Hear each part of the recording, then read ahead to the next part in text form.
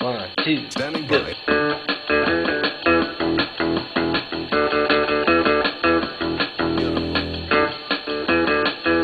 You know it. Here we go.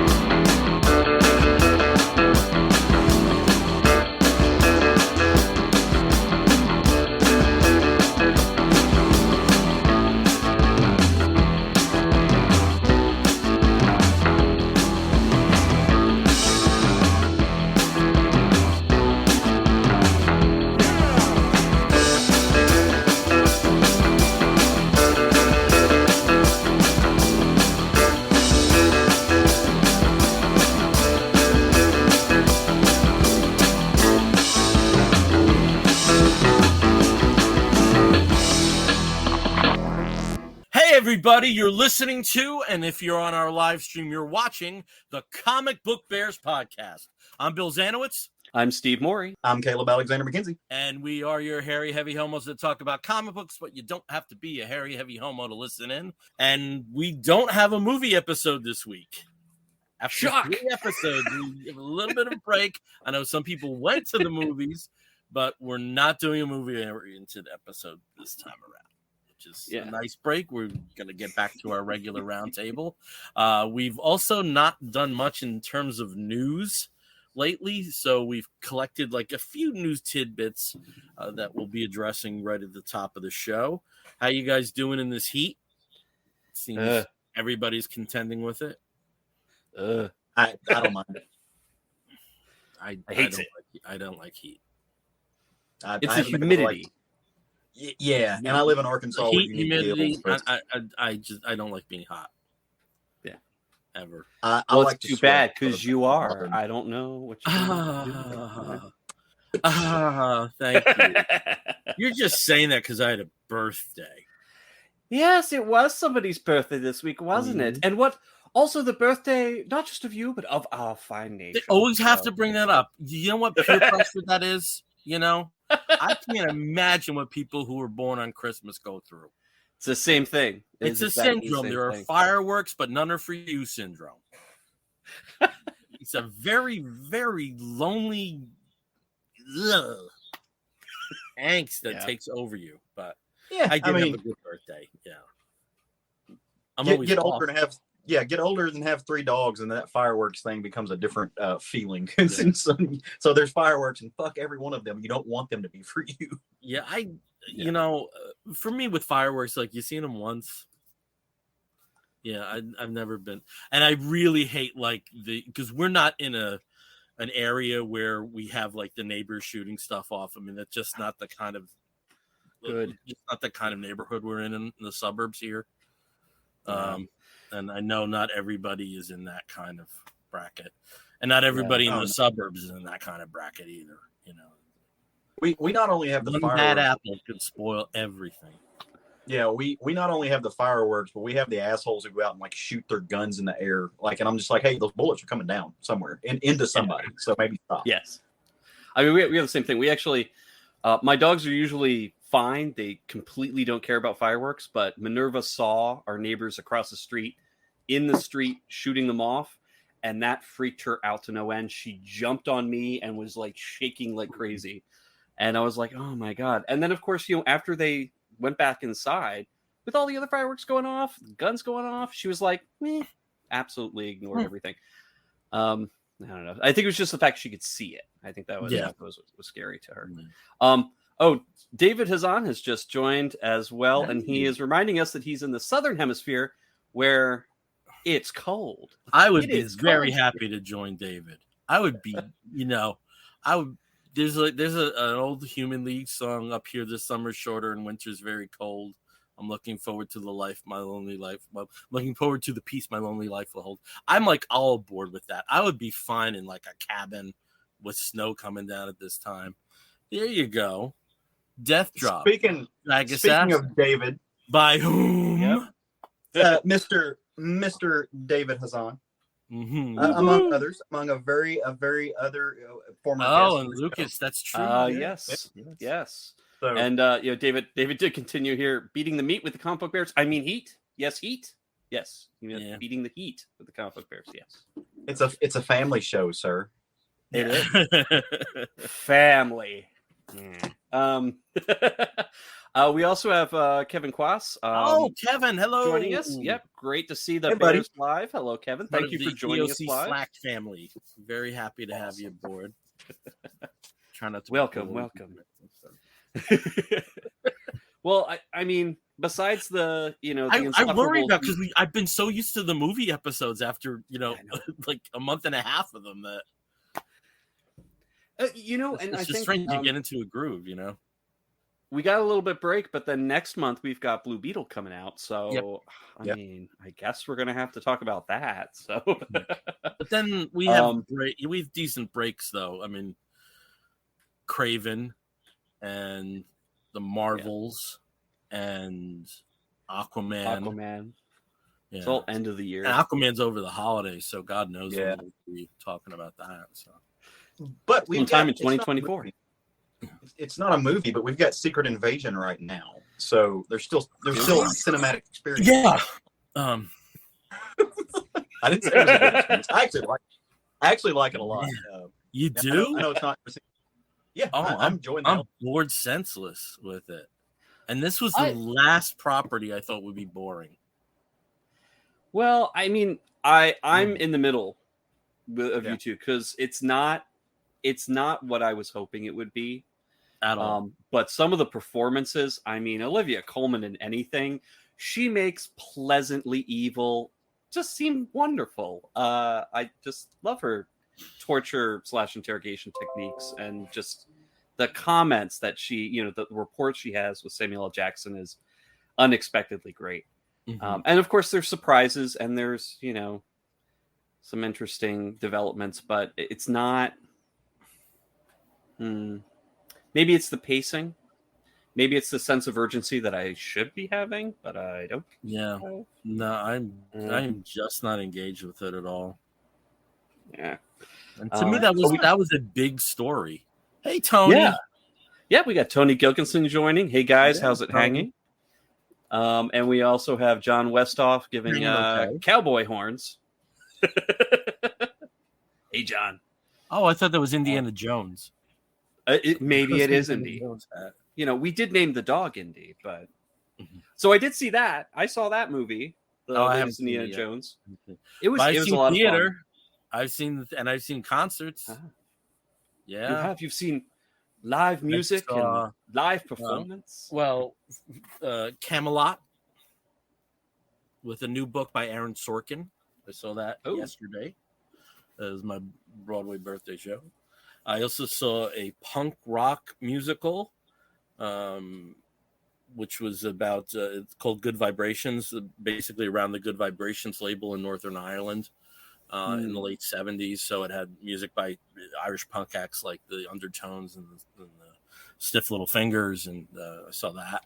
I saw Tears for Fears with Cold War Kids opening at Madison Square Garden. I saw Sparks at the Beacon. Yeah, I've been out and about. I just haven't been at the movies. Well, after you've seen all that, the movies are just boring. No. There's movies I want to see. I saw movies on TV. Yeah. One might be a woof. I also saw one on TV that is a woof. So okay, good to know. You're talking about those. But I also caught Transformers last night, the new one, which I know it's been out for a little while, but it was me and about 15 teenagers. So that was an interesting experience. At Transformers this late in the game? Yeah. Well, it's a Wednesday, it's summer. I don't know. Yeah. But I'm like, man, somebody needs to call their parents. They're chatty. These are chatty teens. Mm-hmm. I'm trying to enjoy my Hasbro, toy-based film here. And here they are just chattering away and applauding. Whatever. But did you like it? I liked it. It was goofy. Mm-hmm. It was goofy. I mean, it was not as goofy as Fast X. Mm-hmm. I have never seen any Fast and Furious films. I even own some digitally somehow. through like offers or something. But I've never seen one of those films. I mean, You're it's not missing a lot. Not that I have like an aversion to it, because I watch some schlocky shit. But I just haven't, Just haven't. I mean, it's interesting. It's an interesting series. It is comic booky as all get out, because there's stuff that happens where you're like, oh, come on, like actual suspension of disbelief is absolutely necessary to watch these series of movies. After like maybe the third one, it just is so wild. But it's fun diversion. That's a real popcorn movie. But yeah. All right, cool. Well, but I do have to say, yeah. What do you need to say there, Steve? That I will bring it up when I talk about one of my books, something that was in the Transformers movie that is interesting. Cool. Excuse me. So as I said, we tease news. So Steve, let's go to the news. Can't That's where we find insert a really cool audio thing. You won't get that. Someday. So we had this. There was one interesting sort of comic-related thing that just popped up today that I hadn't seen in the past week, and that was because I used to read Valiant all the time. I still buy every book that Valiant puts out, singular, because they really only put out one book a month, maybe. But they are no longer printing, publishing, distributing their own books. It is basically all being handed over to Alien Books. Is the name of the company. Obviously, the licensing is still owned by Valiant, which is owned by DMG, the investment firm. But basically, all the publishing duties and what they're going to be putting out is all going to be handled by Alien Books now. And right now, they only have the Exo Unconquered series and the new Ninjak Super. I believe it's Ninjak Super Killers comes out later this year. That one originally was supposed to be published earlier this year, but again, because they've been having a lot of trouble, they laid off a lot of people, and now, of course, essentially. There's had a lot of attrition too, though. I mean, there was a lot of people left. A lot of people left. A lot of people laid off. Which was just too bad. But I mean, Valiant's been there before. I mean, we've seen the same thing happen in the late '90s after they collapsed. The first time. But they were putting out some really amazing books when they came back in 2012. Really loved a lot of their stuff over the past couple of years. Even they've had some good stuff, but the output's dwindled to next to nothing. What would you say was their peak output? Were they about around 7 books a month, right? Yeah. Oh yeah. 7, sometimes 8 books a month. Yeah.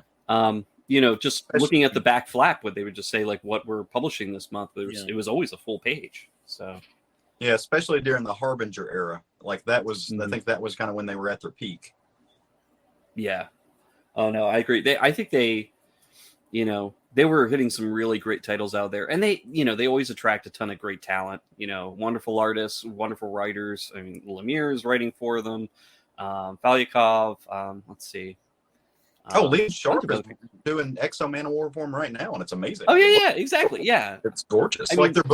Their current books are good. I'm reading Bloodshot and Exo right now, and both of them are awesome. They're fantastic. It's just not, it's not the heyday of when that team, and most of the people who made that company really fire on all cylinders are now the Bad Idea guys, which is not firing on those same cylinders. It's not necessarily. It is true to its name. Yeah, you can't put that lightning back in a bottle, so to speak. Yep. Yeah. But we'll Caleb, I hate to tell you this, but you're frozen. That figures. And you have a very concerned look on your face. It is very concerned. It is a very concerned look. Is it better yet? Bob Layton talking about Valiant. You have like a very Bob Layton face. Oh no! I need to figure out how to change my little thing underneath my name that just says has a Bob Layton face. Yeah. That'd be great. Kevin mentioned here that he was also into Valiant for a bit. Lemire was great, and I had to say Bloodshot, the Bloodshot series that Lemire was writing. Oh my god! Yeah. I mean, I had never really liked Bloodshot before that, but reading Lemire's take on it with blood squirt and just that how human he made this character was absolutely outstanding. I always gravitated toward the lighter end of Valiant because I would say my favorite books were Archer and Armstrong and Faith.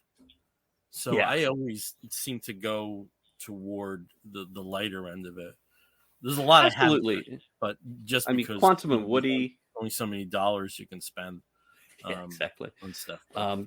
Kevin also mentions here, don't tell Brian N about that about Bad Idea, that it was a bad idea. He loved those books. Yeah. I mean, the books were great, but like the whole idea around them, unfortunately, was pretty bad. Distributing, marketing, comic stores hated them. Well, I can understand the apprehension of any comic store because they're not being solicited through in a fashion that stores are used to. So gauging what the actual interest is probably really difficult. I can tell you the few LCSs in New Jersey that I went to that distributed Bad Idea stuff, they always had copies on hand. Yeah. There wasn't anything that ran out. Well, and for all of their gusto and their bluster about what they won't do, they announced either today or yesterday they were going to be doing digital comics. Yeah. So, like, look, I don't want to knock, like, they've stayed in business a long time. They're doing great things, and to his point, people do love them. They're great books, but there's not a comic shop that sells them near me. There used to be, but it folded.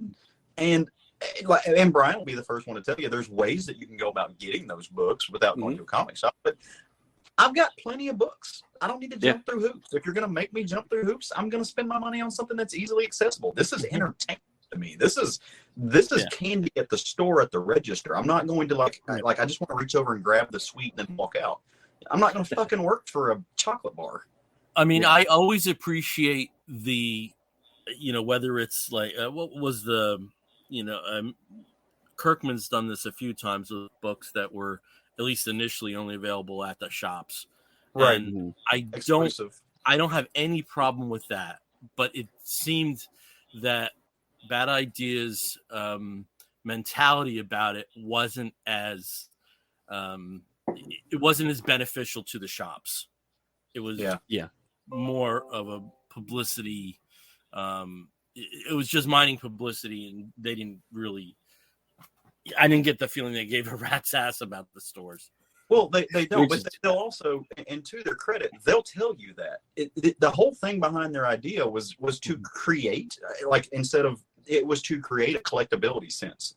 Like that was the whole thing. We are going to create the collectibleness of this thing. We're going to manufacture it instead of just hoping that it happens the way that everything else happened. New Mutants 98, who knew that was going to be the book it was? Well, if we limit the amount that's out there and we kind of control the dispersion of that, then we can create a collectability aspect around it that will increase its value and make it do all these things. And that's bullshit. You can't do that. You can't manufacture that kind of magic. It just doesn't work. No. I mean, just look at the Lonely Ape or whatever the NFT market, which just absolutely collapsed this past week with all those NFTs that just there's if you create something with the full intent of just making it collectible without really pushing the fact that maybe they've got some great ideas, some great books that are being put out, and finding ways to put these books into people's hands, and instead just say, no, I don't want to put it in people's hands. I want it to be really hard to find. I want them to be extremely expensive or no, not expensive, but like very difficult, so that it creates scarcity and then desire to book, instead of just saying like, we've got an amazing book, you should want it.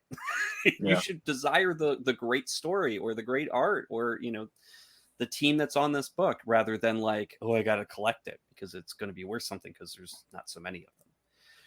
Well, and to that end, before we jump off of this subject, though, they weren't even the first ones who had that idea. I mean, what was that company, THC, something that put out the book, like Garth Ennis and Steve Epting, Sarah? Like Oh, yeah. that was their thing. Like you can only get our books in certain places. You can either buy them by single issue or you can buy them the little box sets and everything, and they're awesome books. But what are they like? Other than just a few, I don't know if they're putting out any more stuff, and you just don't see them. I mean, the word of mouth isn't there, and that doesn't diminish the quality of the product. It's just a statement on the I guess the manufactured hope of what it's going to be. And again, with something like this, it's already a niche market. I don't understand the mentality of comic book companies wanting to take an already niche product, an already small and not very well advertised and dispersed product, and then limit just how many more eyes are going to see it. That makes no sense to me. Makes no sense at all. And your frozen, the frozen face that you have now just really does, intently express that concern. Yes. The way you feel. I'm sorry. I have no idea what's wrong with my Wi-Fi. It hates streaming for some reason. It's all good. It is all good. Kevin actually makes a comment here. I don't know any comic stores in Central Iowa who carry Bad Idea, and he goes to all of them. And I'm too lazy and have too many books already. I'm into comics. There's you can't really put a lot of real estate in your life to for more comics that the publisher doesn't want you to have. Okay. And that actually leads me to the next story. And that is talking about San Diego Comic-Con. I know we've got something, what's not going to be there, but first, what is going to be there? Distillery, or DSTLRY, is a new, publishing incentive, publishing initiative, imprint, etc., that strikes me very early on as the Bad Idea imprint, but possibly done well because they are not trying to limit the availability of these books. They want these titles to go in people's hands. They want people to be able to buy them. They want people to, stores to be able to get them easily and to get pre-orders in for them. They are launching their sort of it's a preview title, sort of like a 0 issue that contains stories for each of the 8 titles that they're going to have at launch. But some of the names that they have on here as well. We've got, Tinian IV, we got Christian Ward, Mirko Adolfo, Jock, Steve Orlando, Becky Cloonan, Tula Lote. So many people are working on these, great titles that there's an excitement there. There's, there is a demand for this, and it seems like they want to actually, put the books in people's hands and make it easy for stores to order. So maybe they're the good idea version of Bad Idea. We'll see. But they're excited. They're going to be launching at San Diego Comic-Con, so people who are there are going to get a special, be able to get special covers of the launch title, and of course see a lot of the creators there. I got to start hitting people up because there is one San Diego book I want to get. That the Alex Ross, the recreation of New Teen Titans #1 cover. Oh yeah. Oh, that's beautiful. Want that? I do want that. That's gorgeous. I saw that the other day on somebody's Insta page. I think it was Alex Ross's. Actually, they was just promoting it. It's just that George Perez, those costumes. It's just chef keys. $30. David has David has also mentioned TKO does have a direct to customer and direct to stores model. I think that was Caleb. I think that's what you were talking about. That it was. So that's it. It is good that they're doing that. But yeah, again, compared to Bad Idea, where it's like, no, we don't want you to buy them, but we want you to want to buy them. Yeah, that doesn't really work.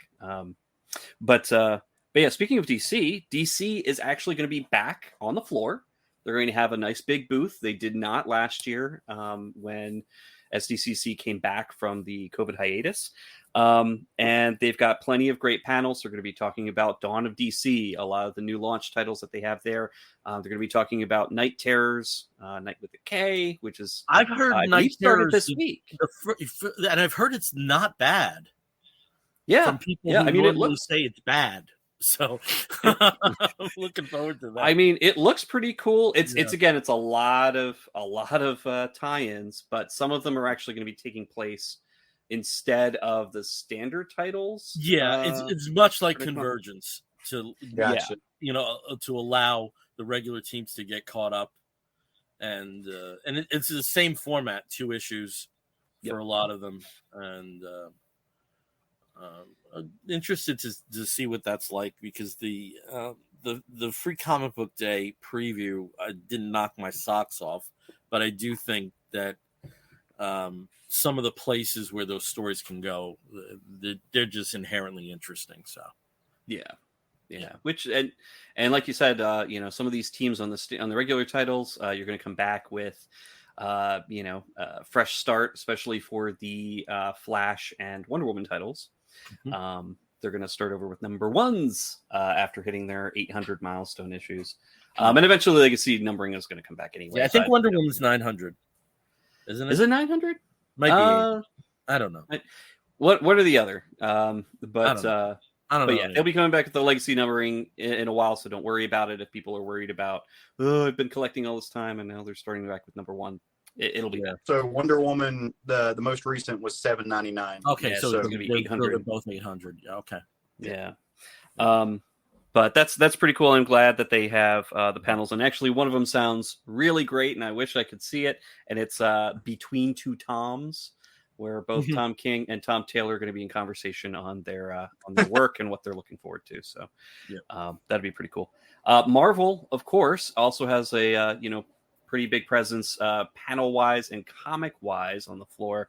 They're going to be talking about, obviously, the big thing is the revamped and relaunched Ultimate Universe, the Ultimate titles from Hickman. So they're going to be giving us a lot of information from that, where the path forward is with that, and what we can expect. I think that's going to be a big thing. Plus, they've got the usual, lots of artists, lots of writers that can be there to sign and talk about their books. And then Image. One of the things for Image is going to be the Massive Verse. So Kyle Higgins, who's one of the main writers on the he's writer for Radiant Black, and has worked with the other creative teams for the Radiant titles of the Massive Verse. They're going to be talking about their path forward too. So they've got some big plans there. They've probably got some new titles that are coming out, some new tie-ins, and maybe some returns of some of the other characters that they've introduced, like Inferno Girl Red and Radiant Pink, etc. So it looks like there's going to be some good news. There's going to be a lot of comics centered panels and presentations, and just presence is going to be comics, which is what you'd expect from a Comic Con. But San Diego Comic Con is usually known, or at least lately, that's 10 years or so, has been known for one major thing, and that is big movies and big, comic book, film, film studio announcements and news. And guess what? None of that this time. Disney and Marvel they're out of that. James Gunn is not going to be presenting anything about, the new DC film initiative. Let's also first address that there's the complication of the writer's strike and the potential. Yeah. So a lot of strikes that there might come writer out strike, of it. SAG-AFTRA might also be striking as well. So I mean, there's reasons for it. It's not so much like we didn't have anything to show this time. Yeah. It's just they really don't want to take the chance of setting all this up and then not having anything depending upon how long this goes. I think the end of the year might be really interesting, in that you may see some actors who never do personal appearances suddenly out there. I would not be surprised. Yeah, I would not be surprised if you see some very big names at least dip their toe in it.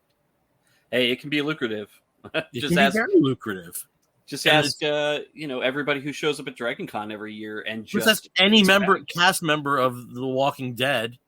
Oh yeah, because they all made more money from personal appearances than they did from their salaries on the show. Oh, and they still do. I mean, still do. Yeah.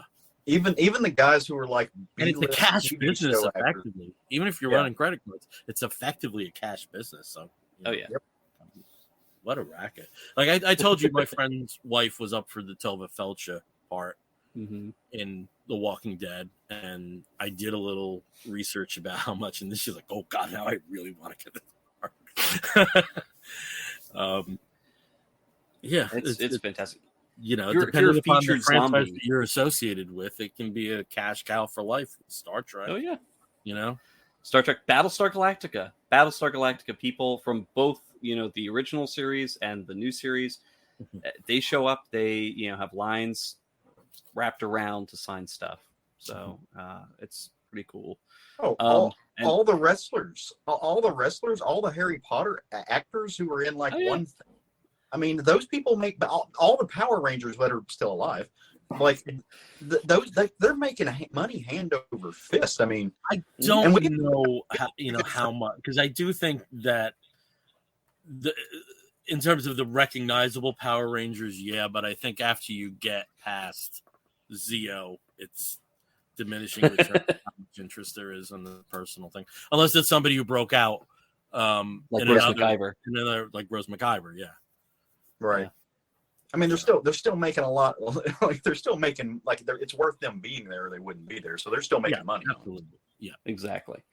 But there is some movie news. HBO Max, no main presence or anything like that, but Warner Brothers Entertainment is going to be showing off some things, a few sort of like Adult Swim related cartoon series and movies. Venture Brothers is coming back, and they're going to be featuring that. Adventure Time, stuff like that. The Babylon 5 animated film is going to be featured, as well as, and this is something that I think we're all going to be looking forward to, the Justice League Warworld animated film, R-rated animated film, is going to be premiering at San Diego Comic-Con. So, I mean, there is some stuff that's going to be there, just none of the live action stuff that we've come to use. I am very surprised they're releasing it in that fashion and not at the same time having a PG-13 version available. Because they're, going back, I mean, it's back a few years, but there was, some controversy when Batman Beyond: The Return of the Joker got a PG-13. Yeah. And that was available in a PG and a PG-13 version. I wonder if they will do something like that. Because, I mean, even Killing Joke, I think Killing Joke has two versions. They have an unrated version and an R-rated. Yeah. Or PG-13. Yeah, I think. I have a question about that, though. Are they doing a theatrical only release for a while, or is it going straight to... I don't think they are, because I don't think the last few that they attempted, which were before the pandemic, really did much. The Killing Joke did some numbers, but I think some of if they are going to do a run, it's going to be like 2 theaters, one in New York, one in Los Angeles for one night over. Yeah, well, yeah. So that's kind of why, that's what made me think about that. If we're now talking about not doing a theatrical release, and is it really worth it to put out 2 different versions if the bulk of it's going to be seen on a streaming channel? I mean, are there I'm not a parent, so I have no idea how strict parental controls are for the average hetero family or whatever. But it's, and we talk all the time how most of our comic book stuff is really for folks who are our age, right? So yeah. Well, the original animated movies, those are those don't go to streaming those basically follow a film model of 45 to 60 days. So they're initially available for purchase, and then on the dinosaur that I am on home video. It's also going to be interesting with Warworld because Amazon was solicited in the pre-orders as this film has not yet been rated. Mm-hmm. So it might be interesting with because there are some naturally some people that are on the cusp of almost ready for R, but for sure there might be parental objections, and if it was pre-ordered and they get that without any notification, that might be interesting. But I mean, that's I think in terms of film stuff, that's the animated films and series are where it's going to be at. So I think it's pretty cool. Oh, and there was one other interesting tidbit. There's usually sort of some kind of promo party and whatnot, usually with shows or movies. Well, Disney and Marvel are doing a real life Hellfire Gala. So they are doing that. Apparently it is limited though on who can attend to like D23 members, but D23, it's really easy to get a membership. You just sign up for it and there you go. Now you can buy a ticket. But it promises to be, I'm sure, some amazing cosplay and some great pictures that are going to be coming out of that. So I'm looking forward to seeing that, because obviously I'm not attending. I've never wanted Cena Grace to crash a party more than that one in my life. Yeah. That will be so cool to see. I'm so looking forward to a lot of really unique cosplay, probably a lot of, it's being put on by Disney and Marvel, so I'm sure they're going to go all out and making it look pretty cool. So a lot of thematic drinks, a lot of really cool stuff happening. So we'll see. But it'll be fun to see the results. It'll be a gay old time. A gay old time. It's gonna be a very gay event. Yeah, very. There's some Krakow and Hoenn. Yeah. Everybody's gonna dress like Scarlet Witch this time. Everybody's gonna be Scarlet Witch.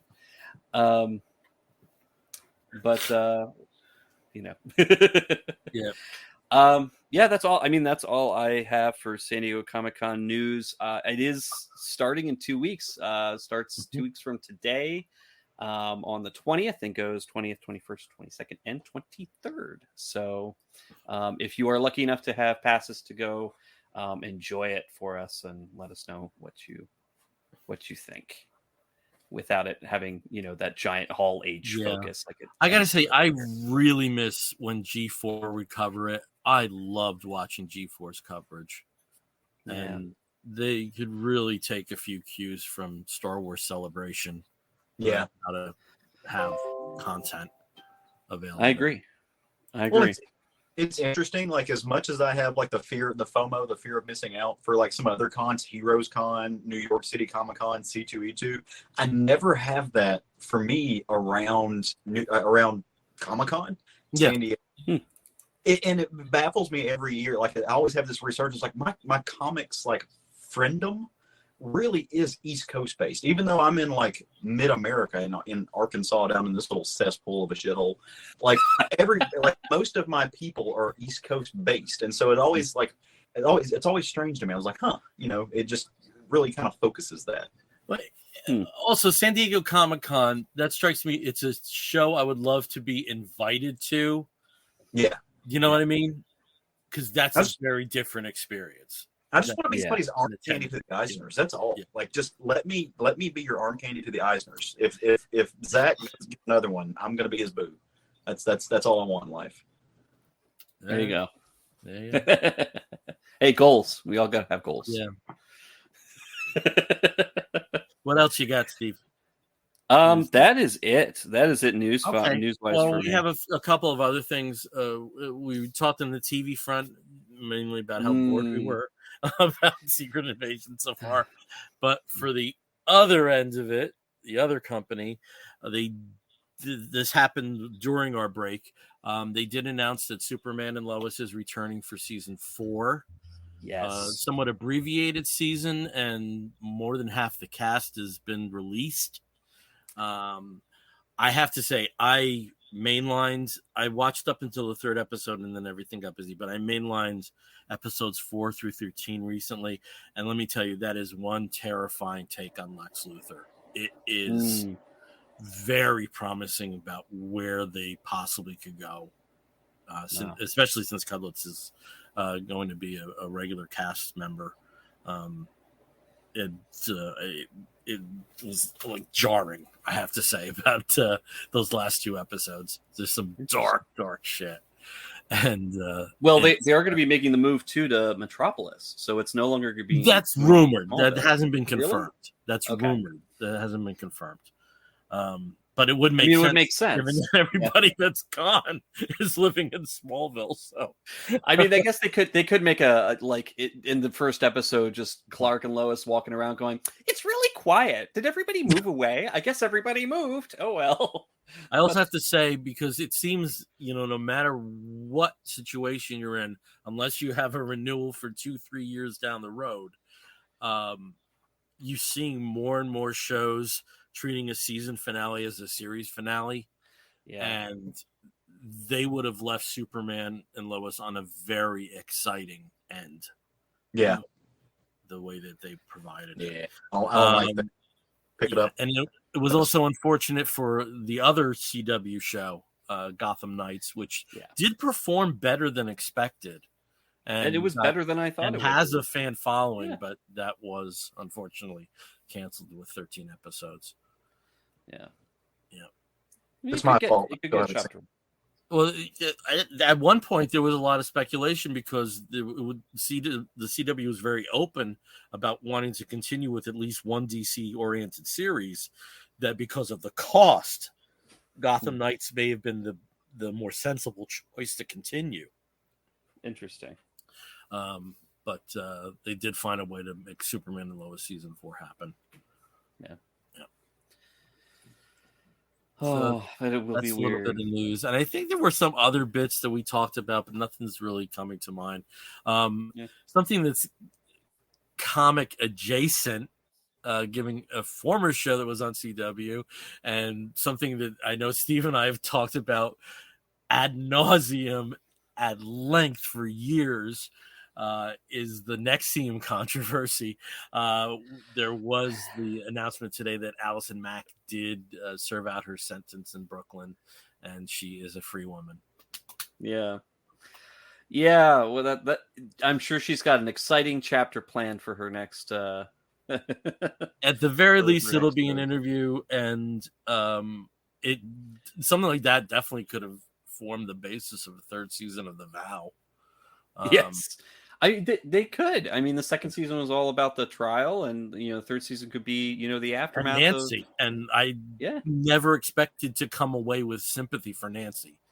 Yeah, it's like, and you get into it, and Saltzman is a human being, and I felt at the end of that she was just as, though she enabled, she was just as much, hoodwinked as many other people. Colts, man. Don't join a cult.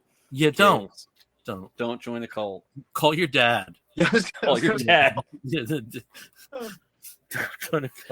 My favorite murder. Call your dad. You're in a cult. I still love that Kool-Aid Man shirt that says "Let's start a cult." Yeah. Too soon. Well, 78. Okay. It's only been 50 years. I know way too much about Jonestown. It's not healthy. I've listened to the death tape. Ooh. Well, and also, by the way, not cult related, but true crime. There's another Zodiac series that's coming out next week. Really? On what? Myth of the Zodiac. Gosh, it might be. It might be on Freebie or. It's never far from me. It's never far from me. It's unhealthy. See, it is about a cult.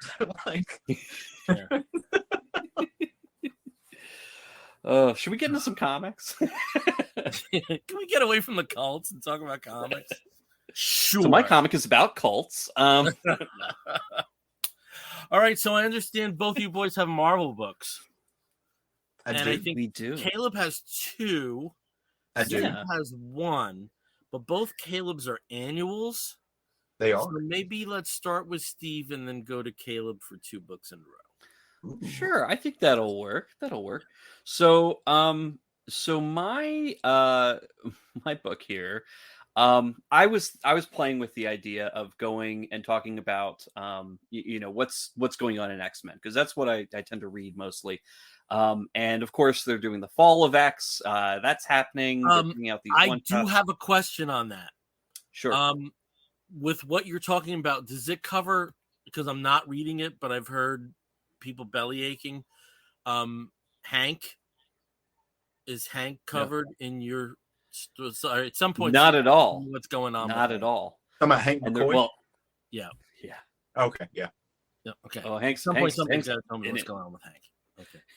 He's got some weird shit happening there. Okay. All right, but talk about your book. Go ahead. Talk. Yeah, so I was going to talk about possibly the next Fall of X book, which in this case focused on Apocalypse, but I was like, no, I talked about Fall of X. I talked about Fall of X. I'm kind of over Fall of X, but I do want to talk about an X-Men book or an X book. So rather than deal with that weirdness, I decided to deal with this weirdness, which is X-Cellent. The X-Cellent, which is a continuation of X-Statics, which I believe is from about 10 years ago. But the X-Cellent is kind of the follow-up to that. This is the 4th issue of the 2nd volume. It is very weird. If you loved X-Statics, then I'm sure you're reading this already. But if you're not, to give sort of like the little bitty summary of this, if I can, you essentially have 2 rival teams, who are competing to be the most popular on social media, and they're fighting against each other. They're trying to paint each other as the bad guys. The X-Cellent are really trying to to save their reputations, while the X-Statics are basically doing the opposite and trying to destroy them. It is the most bizarre book. It's very hard to talk about without doing a lot of explanation. But needless to say, it is written by Peter Milligan. You've also got Mike and Laura Allred on art and coloring duties, and you've got Nate Pielos on letters. And they are just doing an amazing job here. It is a gorgeous book. It is extremely weird. If you love weird stories that are crazy and people that are completely inscrutable, this is the series for you. And of course, they all have really cool, weird mutant powers that are fun to play with. But essentially, by issue number 4, what's happened here is good old Zeitgeist, who at this point has stolen the Book of Vishanti from Doctor Strange, made a copy of one of the spells from it, and is trying to connect his social media ambitions to the spell, which essentially will make him a new golden god. And it all hinges on him getting 1 billion followers on their version of Twitter. And once he gets that, he will be transformed into a god, and he can control the narrative, whatever the narrative will be, about himself, about his place in the world, and everyone else. And of course, he's doing this by murdering most of his teammates. And just every issue, I think he's killed at least 1 or 2 of his teammates. And last issue, he murdered Tittlepip, who was his teleporter. She was a very, kind of sociopathic character, and also tried to stop him, but he ended up, vomiting all over her and, dissolving her in acid, like he does. But there's no way you can murder somebody named Tittlepip without laughing while you do it, right? Like, you just have to laugh while you kill that person. She or Toodlepip, not Tittlepip, Toodlepip. But it's just it is this whole book series. If you follow this series, every issue, when you start trying to think back after you finish reading it and you think back and try to summarize it for yourself, like, what did I just read? It is a head scratcher. Everything is a head scratcher, but it makes sense in this world. So if you like weird stories, if you like weird science, craziness, satirical type work like this that features, mutant superheroes being everything but super, this is definitely a book for you. This is something that I love that Marvel is putting out. This is definitely something that if it was, if it didn't have the X somewhere in there and was X-Men related, probably never would have been published in the first place. But it is, it's just absolutely wonderful. It's one of the most Vertigo-ish titles, going back to what was Vertigo at the time, and now I guess DC Black, but not really. But it just ticks all those, Grant Morrison Doom Patrol boxes of just weirdness and craziness and silliness and just fun to read. So if you're looking for something that's X-Men related but absolutely has nothing to do with what's going on with all the Krakoan titles, pick up the X-Cellent, not XX, the Excellence. Well, pick up the XX too. Just go find those in the back issue bins. They're a lot of fun, and of course, everything with Dupe in it is always great. So, but yeah, this is it's a wild ride. I don't think anybody else here is reading this. So I've read the first 2 issues. I didn't follow up though. I thought it was great. It wasn't something that I really latched onto, and but it looks amazing. It looks fantastic. I think the gorgeous. Last thing I read in this world was all new Dupe. Yes. All new, all different Dupe. Yeah, that was a while ago. I mean, it's wild, and yeah. I mean, again, it's almost impossible to really describe, other than the fact that Zeitgeist is trying to basically become the most powerful person on Earth through Twitter, which probably isn't something that can happen nowadays. Actually, it's pretty much the opposite now. But yeah, it's bizarre, but fun. It's fun to read. There's my glowing recommendation. Okay, cool. All right, Caleb, let's hear about your annuals. All right, well, let's jump right into it. And Bill, since I'm doing 2 back to back, kind of like wave at me if my clock is ticking. So the first one, kind of in the vein of what Steve just spoke about, Krakoan related, but has nothing to do with the X-Men, but does have something to do with one of my favorite characters. I'm super excited about this. Scarlet Witch Annual #1, of course, 2023 came out. It is written by Steve Orlando, who has been doing a great job with the Scarlet Witch title. Carlos Nieto is doing the art. Triona Farrell is applying the colors, and Corey Pettit is doing the letters, as he is want to do. So just a quick rundown, man. If you haven't been keeping up with what's going on with my girl Wanda, she was persona non grata in the X world because she was the betrayer or whatever. Long story short, go read Trial of Magneto. She gave up her life, came back, started over, and decided to kind of start small. But before all this happened, she did some pretty big things, like she became the living embodiment of the actual Darkhold. Like, that's kind of a big deal. And then she also swallowed a demon. I don't really know how you pronounce his name. I think it's Chthon. I don't know. Anyway, a universe destroyer. It's like Cthulhu, but not. But what she's done since she was resurrected, she kind of came back and she just started her own little small occult shop where she sells things that Wiccan folks might need. But also in this, there is a door where people can come through if they need to, and we've talked a little bit about this.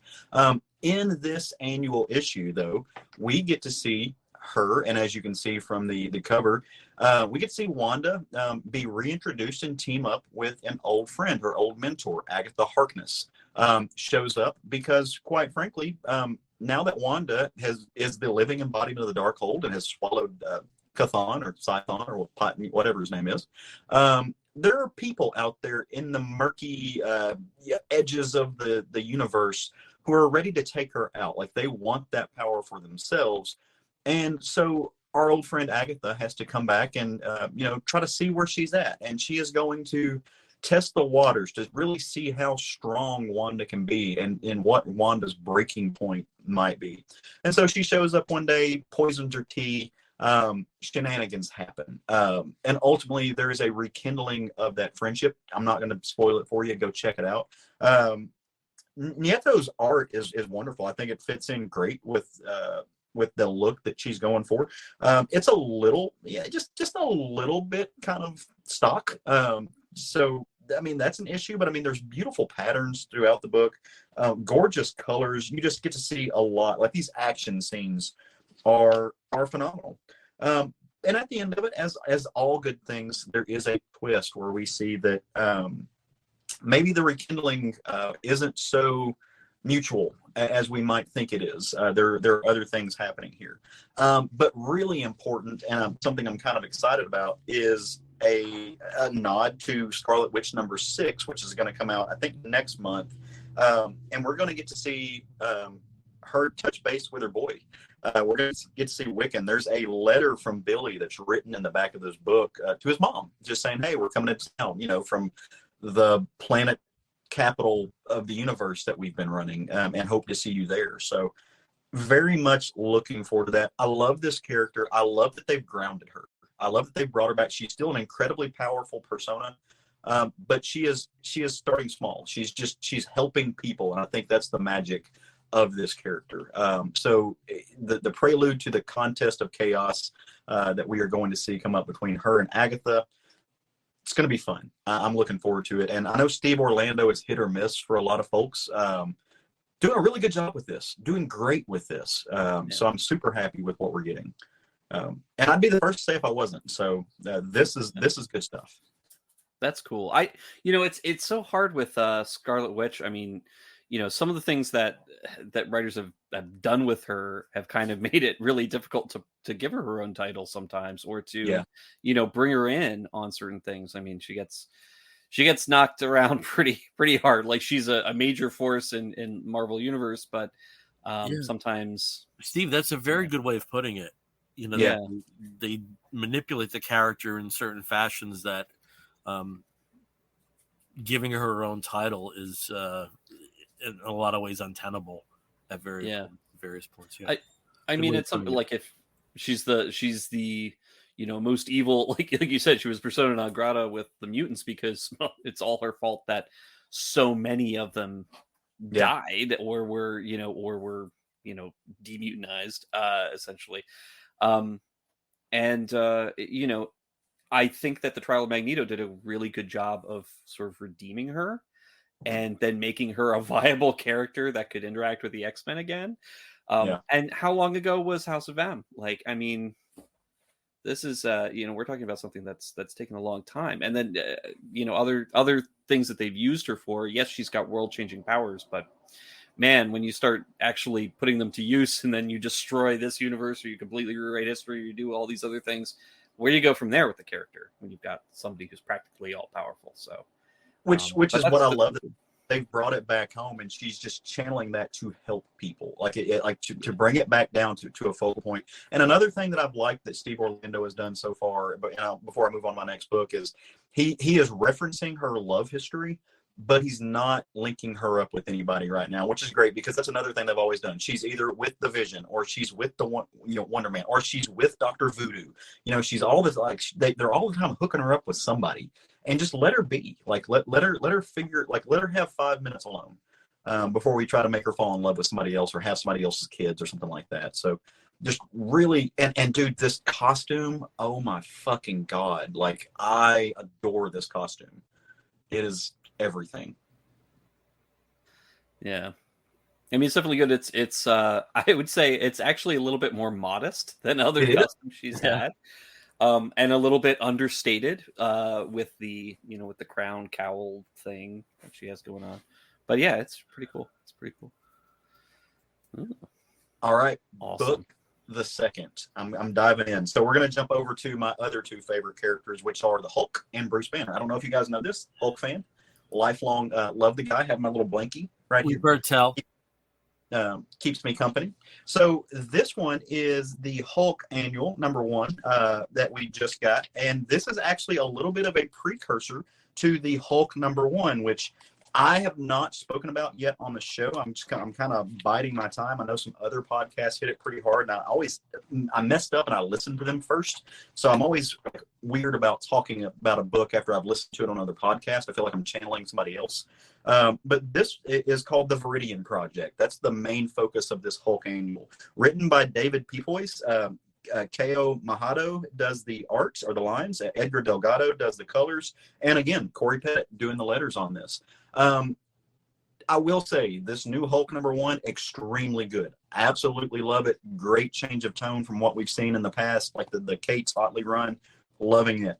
This book, I didn't know if I was going to like it in the first couple of pages, because the book actually shapes itself like a found footage film. And I don't like found footage films. I'm not a fan of those. But I was watching it, and essentially there is this team of characters, right? All of them are in the film industry in some manner or way. And what they're doing is they're making a documentary of the Hulk. And then they have gone back to essentially ground zero of where the Hulk was created. They're going back to the town of Viridian, which is right next to the base, Diablos, where that original gamma bomb went off. And they're out there with their readers and like their Geiger counters and stuff, and they're trying to find things, and they sneak into places that they're not supposed to be. And again, they're filming everything when all of a sudden their instruments go haywire, and they end up falling into a little bit of a pit underneath, where apparently gamma sewage has just been leaking and causing all sorts of chaos and problems, and has created some manner of kaiju, which is really cool. Anytime you get to see Hulk fighting big monsters, really great. We don't know, at least I don't think they ever gave a name in this book, but it's just giant, massive creature, and it's wreaking havoc, right? It's just wrecking shop. But also down there, and as Steve has been kind enough to put up the graphic, there are subterranean holes where moloids live. And so we are getting a glimpse of, to me, who I just look, one of my favorite Marvel villains. I'm like one of two people who loves this man for absolutely no reason. I love Mole Man. I think it's great. I've always said if they ever want to make a Fantastic Four movie and stick the landing, they need to do the Fantastic Four Mole Man as a horror movie like The Descent, and I think that would be excellent. And now we're getting to see some of those characters presented in a horror fashion. So this is some shit I've been saying for years. Somebody out there finally listened. I'm totally taking the credit for it, even though it's not mine to take. Just go with me on this. So as this team is about to get eaten by mole men, the Hulk comes down and he does his Hulk thing, saves the day, but not before sacrifices are made, right? Like not everybody's making it out of here alive. Sometimes vanity gets the better of everyone, even in times of danger. And that's really what happens here. And as somebody who had the opportunity to make it out, they just didn't. Now, the back half of this book, you get a little epilogue, so to speak, and it really is setting up the characters that we're now seeing in Philip Kennedy Johnson and Nick Klein's Hulk #1. These monster creatures that are, I don't even know, we don't really know what they are, other than some character named the Eldest, who is a body being inhabited by an elder god of some sort. So we're getting more into the horror universe. It's touching on magic. We're getting more monsters. And I said on a post when we were talking about this, these writers are not going full like Dante. They're not going full Paradise Lost like they did in Immortal Hulk, but we're still getting that body horror. We're still getting the monsters. They're still looping in those kind of early concepts of what the Hulk is, which is nice to come back to after this most recent run, which really I just did not enjoy, and it hurt my heart to say that because I love the creative team. So that's where we're at, man. It's a good time to pick up the Hulk. It's a good time to pick up Scarlet Witch. Highly recommend both of them. The annuals will get you caught up if you just happen to not know where to start and you don't want to go pick up those back issues. Great jumping on points, and really good job with these annuals. Awesome. I haven't read Hulk in a while, but every time that you talk about it, I'm just sort of like, yay. I get that excitement for it. It's obviously, the last series where I think I have the first issue of the new series in my next DCBS box. I think I can't wait to hear what you think, because I've heard some other folks who aren't necessarily fans of the Hulk who have really enjoyed it. I've heard some people who just, even folks that aren't keen on like big two books and Marvel and stuff, have really enjoyed it. So, and I'll talk about it on a later date when I can come at it fresh, just because, like I said, I don't want to taint. I need to reform my own opinions. Yeah. You did hurt my heart, though, hearing that you don't like found footage films. So I don't. that hurt my heart. Even what was the one with the witch, like the real one? It's okay. Blair Witch. Not my thing. Yeah, Blair Witch. Yeah. Cloverfield, stuff like that. Oh yeah. Hey, we just got joined by Dan Bryan. Can go fuck him. Well, okay. Anyway, thanks for joining us, Dan. Thanks Good evening, fellas. You hit something with Cloverfield. I hate Cloverfield. Genuinely scary moments in it. Genuinely scary moments, but those people don't act the way human beings do. No. Dan Bryan here also enjoyed the first issue of the Hulk, so that's another recommendation there, Caleb. I'll have to check that for out. issue number 1 there. Your check's in the mail, Dan. All right, so for my first book, as we mentioned earlier, and you see the Firecracker Baby, it was my birthday recently, and sometimes, thank you, Dan, I still love Blair Witch too. Sometimes you get some gifts, and I got a gift from a particular co-host, Mr. Steve Morey, and you can. There's a glare because of the shine here, but if you want to put up the graphic, Steve, though he gave me a cornucopia of other little tchotchkes. The big gift there, though, was the hardcover collection of New Gods by Gerry Conway. And you'll see down there that there's Don Newton and Dan Atkins. I'll address those artists in a moment. It collects stories from 1976 to 1980 that were written by Gerry Conway. He had taken over the revival of the New Gods, and when the actual series was renewed from issues 12 to 19, with a wrap-up in Adventure Comics after the cancellation in 19, I think it's one of the most underrated Bronze Age runs of all. Now, it's a shame that they used this cover because this is kind of like a lackluster Bronze Age, nothing to it, Al Milgram cover. But the main artist through most of these stories was Don Newton, the late Don Newton. We've talked about him on the show before. I think this collection would have been much better served by the illustration on the back cover there. I don't know if you can see that here.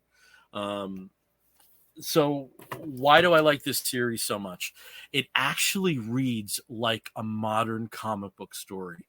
The situation is, and again, this is after Kirby's initial run with New Gods, there is some more distilled information available to both New Genesis and Apocalypse about what exactly the anti-life equation is.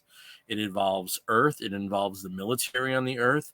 It involves a singer on Earth, some normal people, and the New Gods. And probably in the only time that they ever did this, and you can see that here, but just like the group formation of Orion in a new costume and Forager, a new character, Jezebel, Metron, Lonar, and Light Ray.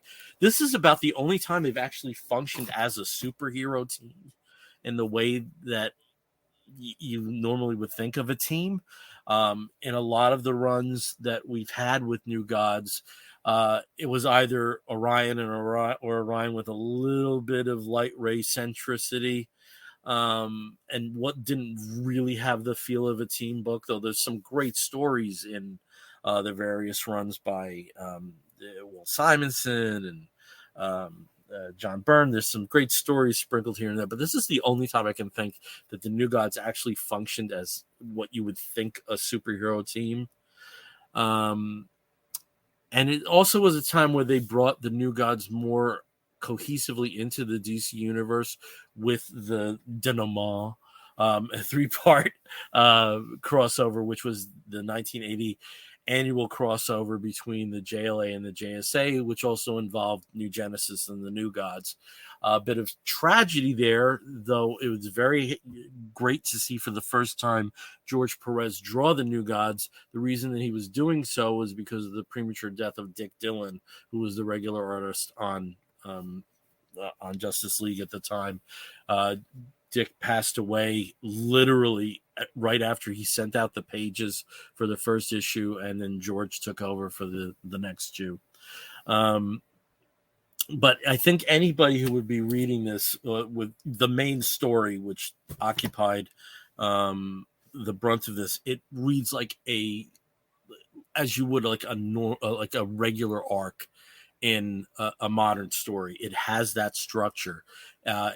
There's a little bit of decompression because they take a long time to get to certain points, and I think modern writers post Bendis are very used to that, in a sense.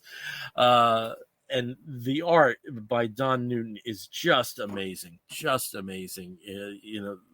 very shadowy, very very heavy on the inks from Dan Atkins, but it's a shame that he's not around. He was a great Batman artist. Was the initial had a great run, abbreviated run because of his own death on Infinity Incorporated, and his Avengers work. There's other work out there. If you're unfamiliar with him as an artist, definitely seek him out. Steve, I also just wanted to provide there was another graphic, if you could put that up. So this was from the cover of the last issue of First Issue Special, which was kind of a tryout for what this arc is called, the Return of the New Gods. And so you see here Orion, and I would not be surprised if this costume was designed by Dave Cockrum, because that is a very 70s, very Legion feel. I don't know who actually is credited with the costume, but it's also interesting because it, at the same token, pays tribute to Kirby. You got a couple of Kirby dots there effectively. I was going to say the boots, especially the boots, the boots, the belt. Yeah, I think this is very 70s, but I think this is one of my favorite costumes, and I think a problem with Orion is sometimes he's had real duds for costumes. Mm-hmm. Even in Kirby's run, it's basically like a red tunic and pants. Yeah. And a helmet covering his entire face, or most of his face. A weird helmet. And this is my Orion, because I was a kid when this was coming out. Also, I didn't enjoy Kirby's Fourth World in the first go round. I literally bought the last issue, was my first Kirby comic, which was Mr. Miracle 18, which had Miracle and Barb's wedding. So, you got like previews there, but I think in terms of making a lot of the New Genesis concepts and apocalyptian concepts a little more digestible for most comic fans, I think you have to really turn to this. I think it's a remarkably underrated run. And again, I got this from Steve yesterday, and I started reading at 8:00, and I didn't go to bed till I finished it. It was a pleasure revisiting this, and I'm glad it's out there in a collected form, because it took a long, long time. So thank you for that, Steve, and that's one of the books I wanted to talk about. Awesome. David actually writes back here, Kirby dots the house down boots. Yes, Kirby dots on boots. But at the same token, it also is, I would not be surprised if Dave Cockrum was the designer of it, because it does have that like Disco Legion feel to it at the same time. There's also a feel of like Geoforce from The Outsiders. Somewhat, yeah. There's that kind of, especially with the hair coming out. Yeah. Everybody liked having like the top of the hair, free and flowing, but the rest of it just kind of covered. It's very interesting. Yeah, there's a lot of heavy stakes in this. One of the new gods dies. What happens when a new god dies? It's the first time we see that. Things that are followed up later on, particularly with Light Ray and Metron and Forager, especially Forager's status within the New Genesis world is somewhat of an outsider. It's a lot of that stuff was codified, and it's a shame Jezebel has never been seen again. I don't think she was any of the 90s or early 2000s. I don't think they've ever returned to that character, and as a female edition, which they were sorely lacking in New Gods, it was welcome. And I just think he had a great take on these characters, and I'm just so glad this exists, and it was a very pleasant read last night. All right, so if anybody, I will not have any berating of Orion's weird ass helmet, sir. It's a weird ass helmet. You just said it. Yeah, James. Really weird. The really weird one is the one that Kirby designed for the Superpowers line. That Orion costume is fucked up. I'll have to find it. You'll have to find it. Trust me, it's fucked up. Hello, James. And James, good evening. By the way, you answered James. Yes. But, you go love your helmet. Well, How does it affect Newton's art? It complements Newton's art. I think he's one of my favorite inkers, who hasn't touched books in 20, 30 years, was a guy, Steve Montano. And he was the inker on Guardians of the Galaxy, the Valentino series, and a lot of Valiant, and the Craig Hamilton Aquaman. And he had a very, very heavy ink that never took away from the main artist. And I think the work that Dan Adkins does in this particular series is, with Don Newton. Let me just provide an example here of something that's heavy on the darks. If you can see that here, very heavy with the space and the facial. There's a lot of dark in Isaiah and Highfather's beard, but I think it brings out a lot of Newton's strengths instead of covers up. Yeah. To me, there's a very Mark Morales kind of idea behind that, as far as what it accentuates in the original art, and it really just I can see that. Yeah, those lines, as opposed to somebody like Bill. So I'm reading an omnibus right now that is Bill Sienkiewicz doing inks, and it's wonderful, but it's Bill Sienkiewicz, right? And so as he's inking, you still see, but he's nowhere near heavy like Klaus Johnson is, who Klaus Johnson just takes over and makes it his. So there's a spectrum of inks. All of them are heavy inkers, but I think this is more in line with what Mark does with his work. Yeah. If we can go back to Dan's question, do I think it serves as a bridge to Cosmic Odyssey? And I'm going to say yes and no. Yes, in the sense that with the stories that are in here, including the just how the denizens of New Genesis function on Earth, plus the Justice League crossover, and there's also a team up with the Flash in here. I think it is a good bridge for the other members of the DC universe dealing with the New Gods. I think it's a good bridge, but the characterization of Orion is nowhere near the dick that he is in Cosmic Odyssey as he is here. He's very much a conflicted hero, and he's a hero. He's trying to be a hero. Whereas with Cosmic Odyssey, as much as I love that, and I love a lot of the developments in there, Orion doesn't treat Forager the way he treats him in there in Cosmic Odyssey. Let me just put it that way. So it is a good bridge in terms of the DC universe alignment, but it's not a good bridge in terms of the characterization. And it was very easy to reconcile that, because that was post-Crisis anyway. So, yeah. But thanks for that question. It's a good question. I want to appreciate Dan's first comment where he started off by saying Bill-Curious, and I also identify as that now. I'm Bill Curious. Yeah. Bill Curious. All right, so I'm going to move on from DC of the past to the DC of the present. I don't have the third issue yet. I probably will have it very, very soon when the books come, but I did start catching up on Dawn of DC, and one of my favorites was Green Arrow. And you have the picture there of the first issue, and I think you have the second. Where we leave Green Arrow at the start of this series is after the Justice League died and disappeared, Ollie's the one member that they can't find. And we see where he is, but there's also another return here. And that return is of Lion Harper, who was presumed dead in a very graphic fashion earlier as a child. And it appears that she survived thanks to the intervention of her mother and some other stories that have yet to take place. So you see here, it's Green Arrow, but it's also effectively the Green Arrow family.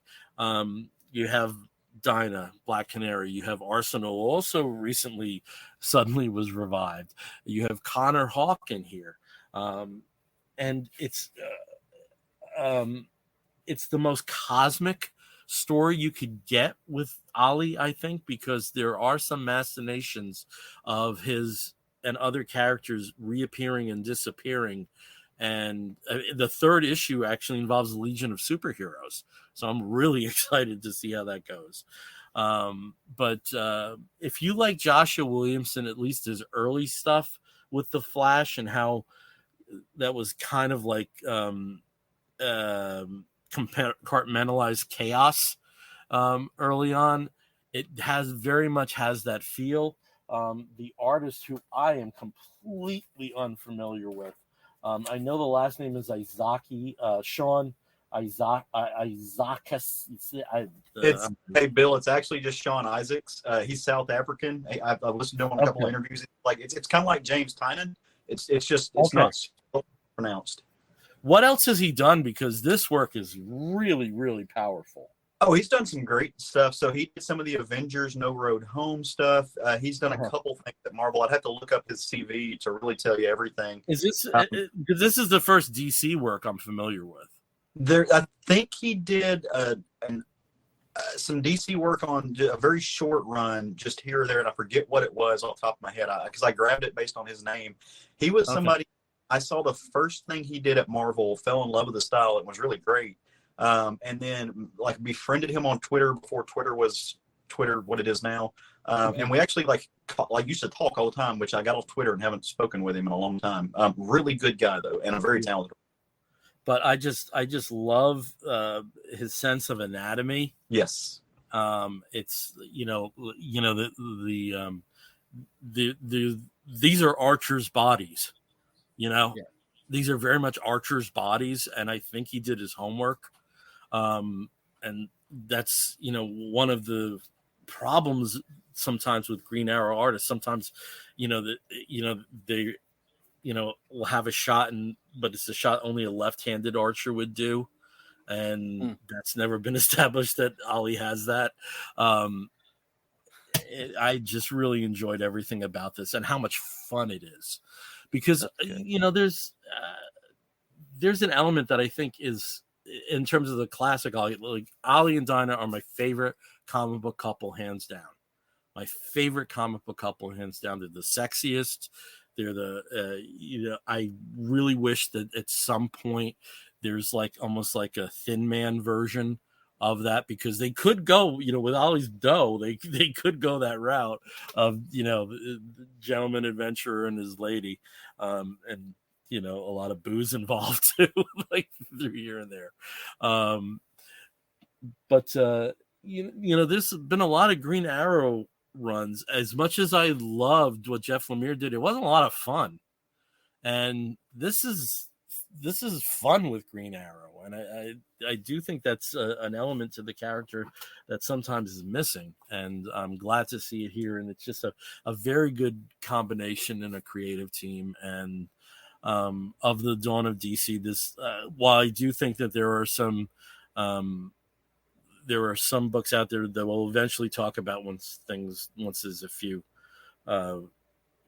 more books under the belt, I do think this is the most enjoyable one that I've hit so far. So, I don't know if anybody else has read it. I don't think you have. I don't see. That's the thing with Green Arrow. It's just hasn't been one of those books that I've really picked up. I've picked up a couple single issues here and there that have been interesting, but generally it's not a series that I read. But I mean, it sounds like it's pretty fun now. So yeah, and there's so much you can do with the character. He's a 1%er who's against the 1%, and that can be the even comedically there could be a lot of fun stuff that goes through that. And I don't think with Green Arrow, I don't think there's been a writer that's really hit the character well since Kevin Smith. I loved what Mike Grell did. I loved what Denny O'Neil did. Of course, gave him a personality for the first time. There's been great writers associated with him, but I don't think there's been stellar stories for like the last 20 years. Not since those first two arcs from Kevin Smith, which have some of my favorite comic moments of all time in there. this is very promising. I'm sure it's going to be I know, like with the Dawn of DC, the solicitations are a little sly, so we don't know if these are ongoings or miniseries. You know, there's no one of there, but I hope this goes on a while because I really enjoy this. Well, that's pretty cool. And actually, we do have a note here from Kevin. Shocker, I'm a big Green Arrow guy, liking this for what it is, but love the Kevin Smith arcs as well. So that's, it does sound like Kevin Smith really knew how to write this character. Yeah, I mean, when he first sees Dinah again, and the first thing she asks is, please call me Pretty Bird again. I'm bawling. Great moments, and the first hero when Green Arrow is revived and he meets his Aquaman, and he's like, so are you still a monarch? Or do the people have a voice? And then Arthur just hugs him and goes, "Oh God, Ollie, I've missed you." There's just wonderful moments in that series, and then involving like Stanley and his monster. I mean, there's just great stuff there. That's cool, and that's always remained in print. Quiver has always remained in print. So, yeah.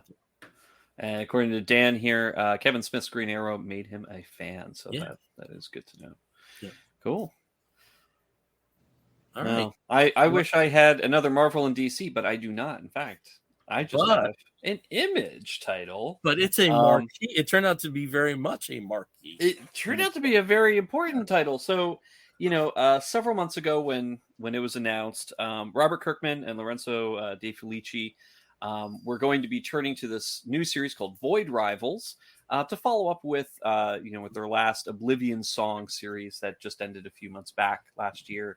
And they didn't really say too much about it. It was two rival planets, around this sort of central void. They're warring against each other, and they've been doing so for so long. And there's really, a lot of history there. And it just seemed like a really cool setup for this book series, but there really wasn't a lot of meat to that description. So the book that I'm talking about, of course, is Void Rivals, put out by Kirkman and De Felici under the Skybound label. Mateos Lopez is on colors, and Russ Wooten is on letters. It's a great book. If it's well made, a very interesting story. The characters really, are pretty punchy right off the bat. And you're introduced really, on the first page to Derek, who's an Agornian, and his talking computer hand. And he's just been, attacked and crashes on a deserted planetoid. Fortunately or unfortunately for him, his enemy, a Zertonian named Solila, is also stranded on the planetoid with him. So, they first have a very, fraught encounter, fighting each other, and then realize, well, if they don't help each other, they're both dead. They're both dead on this planetoid. Nobody's coming for them. And their ships are kind of in disaster. But what they do try to do is work together. They realize, hey, we got to put our differences aside. They work together to try and repair their ship. Doesn't really work, with parts from both of them. So they're not really sure what to do. But they do discover another sort of crashed ship there. It seems really old, though. It's, in fact, thousands of years old that they discover. But they decide they're going to, power it up and see if maybe they can fly it off world. They power it up, and it's a transformer. It is an Autobot. So Void Rivals, by the way, is the first of the new Hasbro books that Skybound will be putting out. Part of Hasbro's move to Image to put out their licensed books, Transformers, G.I. Joe, etc. And this is technically the first Transformers book that Image has put out, or Image is putting out under this new license. So I did not know this going into it. I don't think any other reader really knew what they were picking up, other than, hey, it's a cool Kirkman book. It is also the first Transformers book for the new, for this new imprint, or not imprint, but new initiative. Of course, after you get to the end, to the last page, and let me see if I can put this back. The last page, of course, the Energon universe is what they're calling it. So the Energon universe has arrived with Void Rivals #1, and then of course upcoming releases for Transformers and G.I. Joe. So it's all going to be a big shared universe, and it's pretty exciting. And to be honest, if this is the quality that they're going to be putting out, I'm not worried at all. So I'm glad that. If I'm not mistaken, I think Daniel Warren Johnson is going to be drawing one of the books. Yeah, he is going to be on Transformers. So he is Transformers Duke. The first G.I. Joe book is Josh Williamson and Tom Riley, and Cobra Commander. Oh, Tom Riley. Also, really, yeah. Josh? We thought Josh Williamson was like the one DC exclusive. No, and Josh Williamson, he's writing both Duke and Cobra Commander, so he's doing the both. Wow. But yeah, Daniel Warren Johnson in October, so you got a couple months to wait. But Transformers #1 by DWJ. I've made a decision with this stuff. Now, I was all in for the Revolution, the IDW that was, not just the G.I. Joe and Transformers, but they brought in ROM and Micronauts and Action Man. And it started off great, and then it just kind of, the books that came after just weren't really interesting. With this, I think I'm going to go the trade route. Okay. I think I'm going to go the trade route. Yeah. I mean, I don't know. I might do that for some of the other titles. For G.I. Joe, I think I'm kind of a little bit less, excited for. And I have some 80s Transformers comics that I absolutely loved. But I didn't read a lot of the IDW stuff. Free Comic Book Day and some of their other specials that they put out, I thought were pretty cool. But I wasn't a regular of the series. But here with Void Rivals going to be tying very heavily into Transformers, I'm really excited for it. And then Daniel Warren Johnson on Transformers. I'm like, I mean, why not? And it looks gorgeous. But I'm excited about Tom Riley. I didn't realize Tom Riley was doing one of these books, and he is amazing. I love Tom Riley. Love it. Yeah. We do have another question here from Dan. The talk of Void Rivals is the Transformers appearance, but are we in for the rest of the book? I certainly am. And I think what's good about this, yes, it's a Transformers tie-in book, but Void Rivals is completely new. It's a new IP. And a new sort of aspect of this universe that we haven't really seen before. And I think what was really intriguing was the second reveal at the end of this issue. Obviously, in the middle of the issue, hey, look, Transformers. Oh, by the way, this is a shared universe now.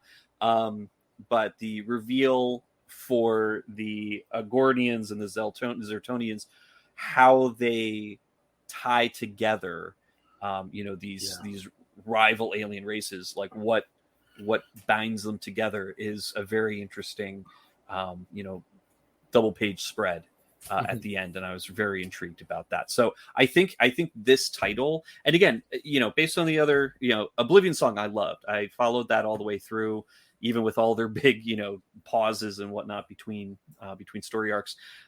I thought they did a great job together, Kirkman and DeFelici on this book. And on Void Rivals, it looks like it's going to be just as interesting there. I love the way that the art really does sort of fit with this kind of, energy that Kirkman's putting into this. So I'm all in. So I'd be interested to see what ramifications are beyond this, because the Hasbro had they had a writer's room set up. Then they had a lot of strange developments. The acquisition of Power Rangers kind of came out of nowhere, and it makes no sense to have a shared universe and not use IP like that. Yeah. If you completely control it. Micronauts film, Bear Connection with Dean DeBlois, that got canceled, which was going to be the first of their series. So it's going to be interesting, especially with a name like Kirkman. in any kind of driver's seat connected with this universe. I think it's going to be very interesting to see what happens there. I think there's seeds that are being planted here that we're going to see not in comics but on screen down the road. Well, and I do have to say, and I am going to be throwing out some spoilers here for anybody who hasn't seen the Rise of the Beasts, Transformers movie. Spoiler alert. Spoiler alert, spoiler alert. At the very end of the film, the main character, Noah, is interviewing for a job.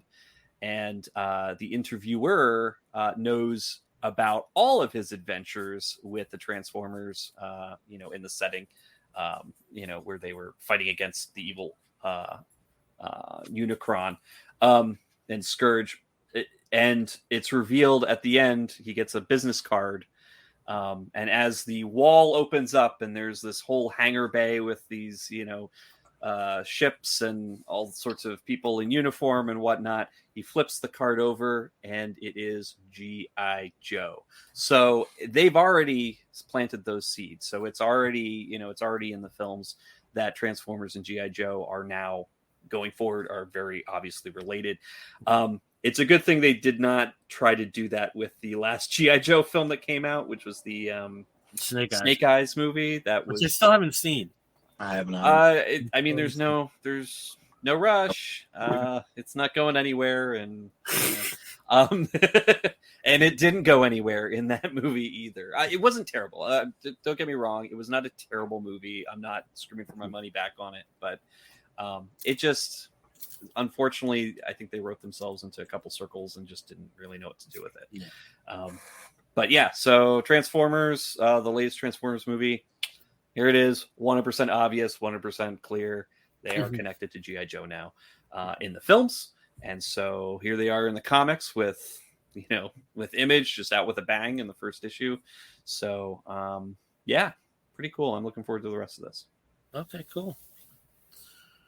All right. Well, we're going to start wrapping this show up. Now, one of the segments that we do towards the end is something we call Geekettes, where we kind of show stuff off.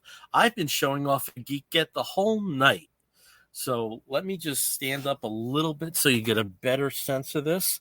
This was a T-shirt I got as a birthday present from my friend Vince Tenebra. It might be hard to see this, but it's the bat symbol, yet it represents various villains. So you have the Joker, you have Two-Face's eye, you have some Killer Croc skin, and you have Mr. Freeze, some freezing here. So pretty nice design, I think. And as I get older and I got gray, for like once, navy blue actually works on me. So I'm very happy with that development. Navy blue never really did work for me, so now it is. So I'm happy about that. It looks good. But I got some other stuff. I got some vinyl albums. I got a couple other things. But some of the other gifts I got. One thing that I've never gone down the collecting route was Hanna-Barbera, and I'm just starting now. My first getting my toe with the videos was the Super Adventure stuff, the Space Ghost and the Herculoids and that kind of stuff. So I'm going farther back than that to the earlier animation. So I got 3 sets here from the classic collection from Warner Archive. So I got the Secret Squirrel Show with his cohort Morocco Mole. You got Peter Potamus here, and his sidekick here is So-So. And Lippy the Lion and Hardy Har Har. So I'm really looking forward to these 60s cartoons. They're not available anywhere else. They're not on any streaming platforms. And with the way with some of the particular obstacles and nutty decisions that are involved with Warner Brothers right now, who knows when they will be. So at least they have the archives. At least I can see them. And this is stuff I know that there's a whole generation in the 90s that saw a lot of this stuff on Boomerang. When that was happening, I was in my 20s and I was out there doing what people in their 20s do. I wasn't watching Boomerang. So it's been since I was a kid in the 70s since I've seen the majority of this stuff. So I'm really looking forward to that. Well, Peter Potamus, I don't know if you watched much from Bird Girl, but Peter Potamus is a frequent frequent figure in that, just because he's part of the board. And some of these characters 7-7. Also had a presence in Jellystone. Yeah. Yep. It's cool. Steve, do you have anything? Yes, you do. Well, you've referenced it. You've got a poster in the back. There's a poster. Don't have. So this is basically this poster right here. This is the poster for the Scarlet Witch annual #1 that I put up because I knew that that Caleb was going to be talking about it. But I tend to get just handed a stack of these pretty much every time I go and pick up my comics from a Pennyworth's down in Charlotte. He just kind of keeps them aside for me because he's like, hey, I don't have any place to put them. Here, you enjoy. Oh, there goes a dog. But yeah, so Phoebe just wanted to say that she was also really excited about the poster too. Hey, kiddo. Yeah. So, Steve, you got to shake this stuff like I never gets, and you get. These are things handed to you. You're nuts. Well, I also picked this up, and this was something. There we go. So here's a get. So this is the soft cover version of the Judas Priest inspired "Screaming for Vengeance" graphic novel. I don't have. There is a hardcover, and there's the album. There's the album that it's inspired by. I've got that. It's downstairs.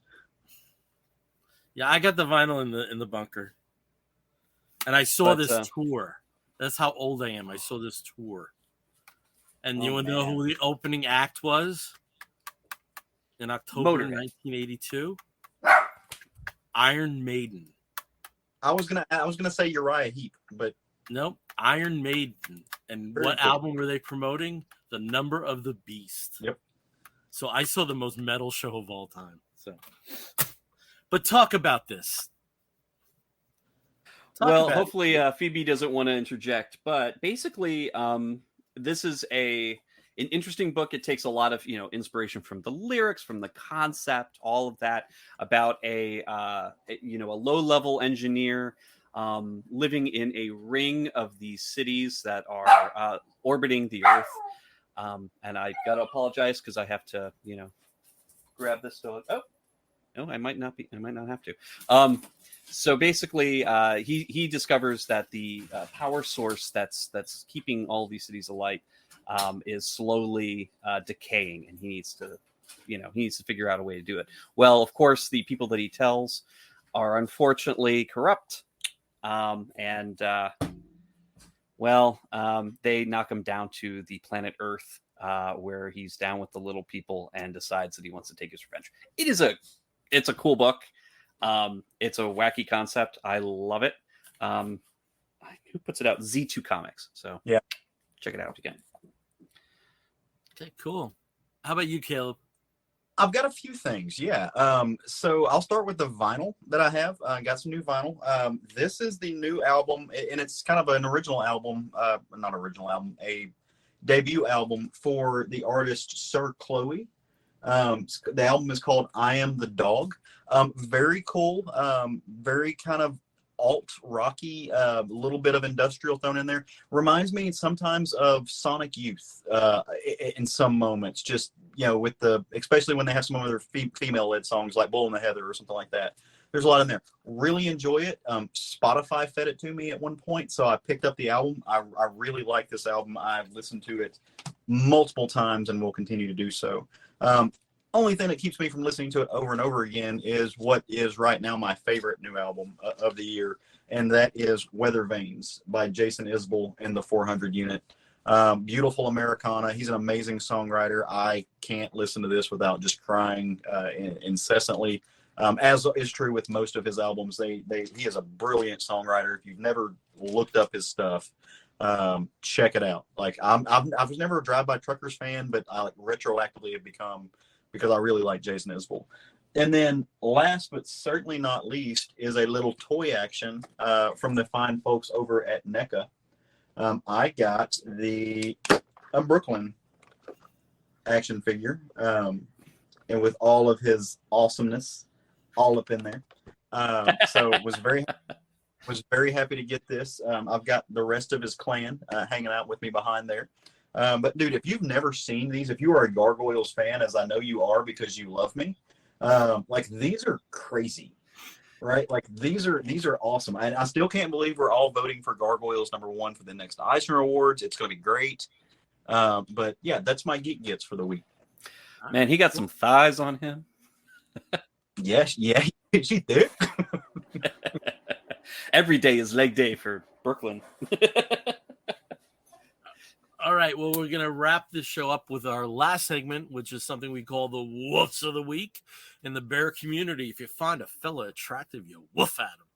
And we do something similar. We woof at something that may be a comic book, yet it also may be a film or a TV program or a charitable initiative, anything under the sun that we think you, fair listener, or possibly viewer, may be interested in sampling. I'll start, as I always do, with Steve. Steve, what is your woof of the week?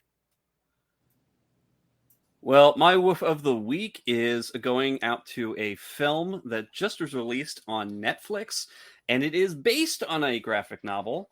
And I know, Caleb, you and I have been talking a little bit about this. Nimona is the name of this film.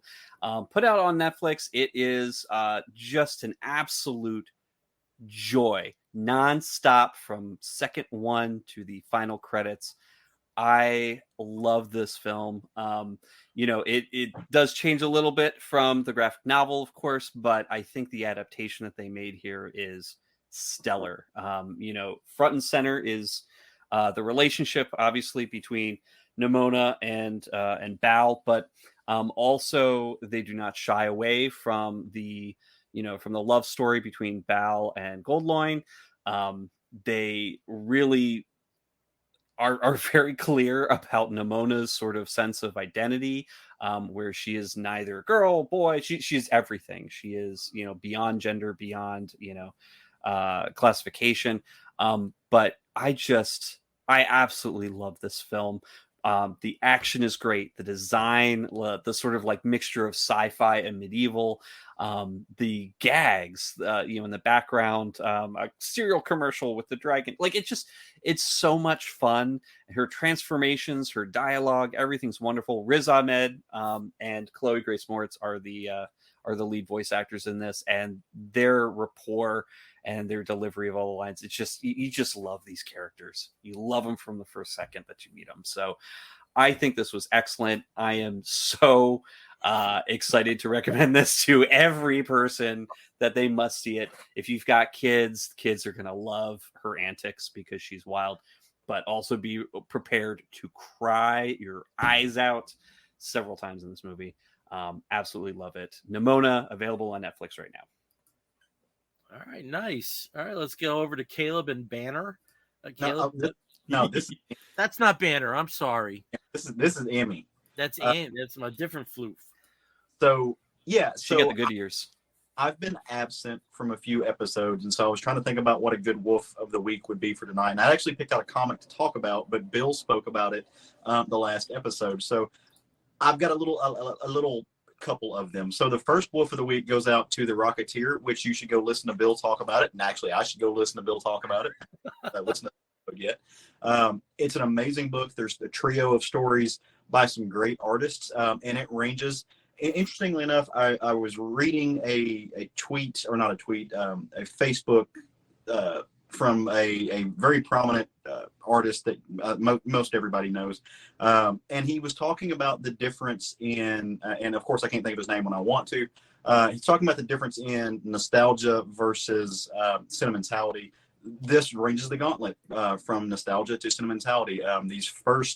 The first story, beautifully drawn by Adam Hughes.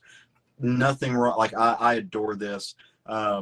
And just the pinups in the back are amazing. So the Adam Hughes story, total sentimentality. Again, with the next story that's written by Kevin Mayo and them is fantastic. I'd say the Jay Lee drawn story was more of nostalgia.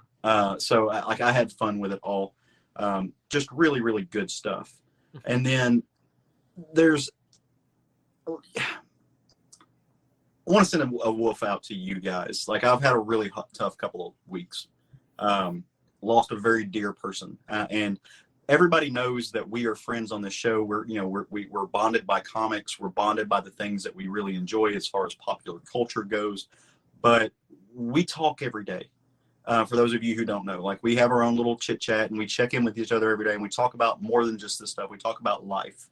And I had a rough couple weeks. Lost somebody who was very dear to me, and I don't know if I would have made it without just being able to reach out and talk to you guys. So again, from a sentimentality standpoint, thank you all for being there. And it goes to not just you guys, but also the folks who are listening to the show. I had several people reach out, but especially to you two and to Brian. I appreciate our friendship. I really do. And it goes beyond just the stuff that we read. So thank you for being there. And that's all. You're okay. Oh, no, I'm tearing up. But I also have everything "Thank say you for we- being we a friend" feel stuck in my lucky. head now, running on repeat. And No. we've all had, within the past year, we've all had rough patches, and like as you said, Caleb, to have that pipeline of people we can always reach out to, no matter what time it is. Yeah. You may not see the response, but I know when you're back online, it's going to be, a quick one. So I will echo what you say. It's a treasure to have you guys in my life, and always happy that this stupid little show, this stupid little podcast beget something bigger than it. So yes, thank you, and I agree with you, and thank you. Yeah. I echo Bill here. I echo Caleb here. I mean, you guys are fantastic and amazing. And, I was very lucky. I also got to, in the past several weeks, I've gotten to spend time with Bill. I've gotten to spend time with Brian just this past week while he was visiting in Charlotte. And eventually I'll be spending time with you, Caleb, at some point somewhere. It will happen. It will happen. But I also always know that, I've got an express line to you guys at any time, through just our chat. And I just know and am very lucky and very grateful that you are always there. So yes, yes to everything. And thank you. And in the continuing pattern of Caleb having these heartfelt woofs of the week, I have to follow that up. And of course, I'm going to follow up with an 80s pop band. Why not? All right. So my woof of the week is also a Netflix film, and it's the film Wham! About the two members of that pop duo from the 1980s, the late George Michael and Andrew Ridgeley. It details their friendship. It's entirely the film is entirely in their voices from their interviews, which is a wonderful device, which I think really brought you into their world in ways that other devices, if there had been a third party narrator or had just relied upon existing footage, it wouldn't have been as effective a film. We go through their meeting at school. We go through George, contending with his sexuality. We go through the issues of being in a band where one member clearly is outshining the other, and how that affects their relationship. And you definitely come away from this with an appreciation for Andrew Ridgeley, of how much he did contribute to Wham in ways that may not have been apparent because George's star so quickly shone so bright. And there are certain bands out there that are, they're in amber, they're trapped in youth. Whether it is the Jam or Nirvana or the Smiths, we never saw the older versions of those groups. And Wham! Are about the most commercial of that particular type of entity that I'm talking about. And in some ways, it's just as pure as the other acts that I've mentioned, because Wham! Are forever in their 20s in our eyes. There's a lot of people I know that have watched this film that for me, like with Wham, I was, the new wave kid. And even though like, publicly championing groups like Duran Duran and Spandau Ballet was cool, Wham were a different story. That was the band we kind of whispered about, like, hey, I really love Called Tropicana. Do you? You couldn't really talk about that to other dudes, and and also, I think it's a very important document so that people get an appreciation of why acts didn't come out, why gay performers did not come out publicly at particular times. It's some really interesting commentary within that from the horse's mouths. It's only an hour and a half. It feels like 4 hours when you watch it because you really feel like you're entangled in their life. And I recommend it highly. It's by the same people that did what was the I know they did, the production team did Supersonic and Looking for Sugarman, but I can't. There's a big documentary that a big music documentary that the director did, and it's not Amy. It's driving me nuts. I can't think of it, but that's my recommendation. Wham on Netflix. Well, hey, while you're thinking about that, Bill, I had a question. You said that they were using their voices for the interviews and stuff. Were they these actual interviews that they had just taken footage from? Yeah. Okay. I think Andrews may have been, for this film. Okay. But it is George commenting on his time in Wham. The only reason I ask is I binged the Andy Warhol mini limited series or whatever on Netflix this past week, and they actually used an AI to give Andy Warhol's voice to read his diary, like the Andy Warhol diaries, which was odd. And it sounded like him, but every time, like, because we have subtitles on it, just says AI Andy, which I thought was strange. But yeah, so it's using AI to give Andy Warhol a modern voice, which I thought was, I didn't know if they did that or that, but I like that they're actually using their voices. Yeah. Yeah. And George did a lot of interviews, so so I'm not surprised that there's content like this available. I'm glad that later in life he was able to give interviews where he was, as authentic as he could be, or as his own self as he could be, instead of hiding who he was. Yeah, I got the backstory in there. I got the backstory of one of my favorite songs he ever wrote, which is actually on the first Wham album. Nothing Looks the Same in the Light. I actually used it in a play as background music in a particular scene, and it's about one of his early sexual experiences with another man, and maybe that's why it touched me at age like 16 or whatever when I first heard it. So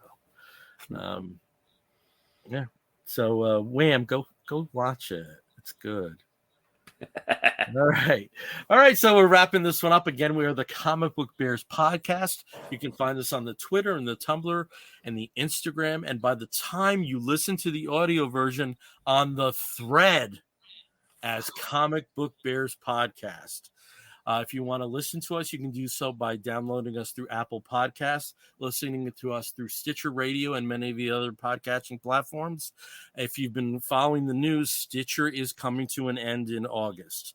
So we've been relying upon a lot of the third-party podcatchers, and I think it's time that we do like an actual Spotify or Google podcast. I think we really have to get on that now because we get a lot of numbers from Stitcher. So I'm going to be sad to see it go. I don't exactly know why, because I thought it was. We got a check from Stitcher once for $8.33. I don't know why. Maybe we reached a particular plateau with them. And it was like one of those things where they were trying to get in touch with where to send the check for 7 months. Because it was all going so we got paid from Stitcher one time. But it is they are winding it down. I think that they are not. I think the app is still alive, but you can't download it for a new customer. the radio portion, the website is still there. So you got us on Stitcher at least for another 2 months, but we will be addressing this. Because we're going to have to cover that gap. Yeah, it's good. I've been saying Stitcher Radio for so long. I know it's going to be 2025 before I stop doing it. And if you want to write to us, you can do so. And if you have suggestions, please do so. Send them to comicbookbears@gmail.com. If you are watching us through Facebook Live tonight, thank you for joining us. Everyone who commentated, that's not even a word, who commented. Thank you for participating in that particular fashion. And if you're watching us later on YouTube, please like and subscribe. We would really appreciate it. Until next time, I'm Bill Zanowitz. I'm Steve Morey. I'm Caleb Alexander McKenzie. You're going to hear a woof and an explosion if you're listening to the audio version. We'll be back in 2 weeks. Take care, everyone. Woof.